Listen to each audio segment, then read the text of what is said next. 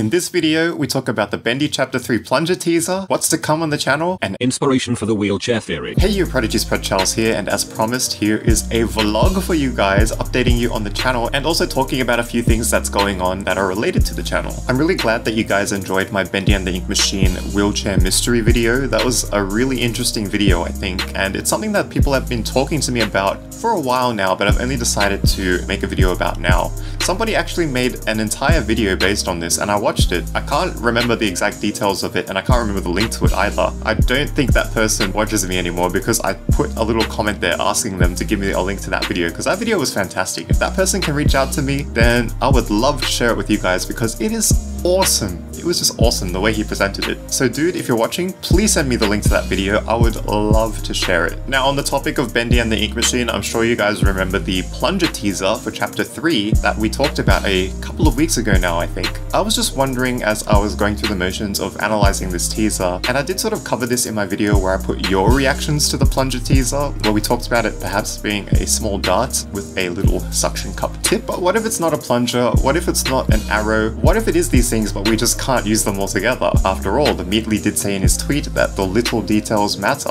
What if it's just some random thing, some random ornament that we come across in the game that just adds to the atmosphere of the game? Who knows? It could be a part of Wally Frank's closet or something. You just never know. And as I thought deeper and deeper about this, whether we use it or not, it kind of resembles a switch, don't you think? A switch for a machine. I'm sure you remember in Chapter 2 there were these outlines of, I'm not really sure how to explain it. They're like the front of a machine, but you can't actually interact with it in any way unless a button spawns on it for you to press it. And I'm sure you remember the puzzle from Chapter 2 where you have to press buttons in order to open the roller door and enter the music department. What if this is just a similar thing? What if it is actually not to scale, it's very tiny and you can flick it on and off to activate something, or maybe it's just something that's in the background? Who knows? Let me know what you think.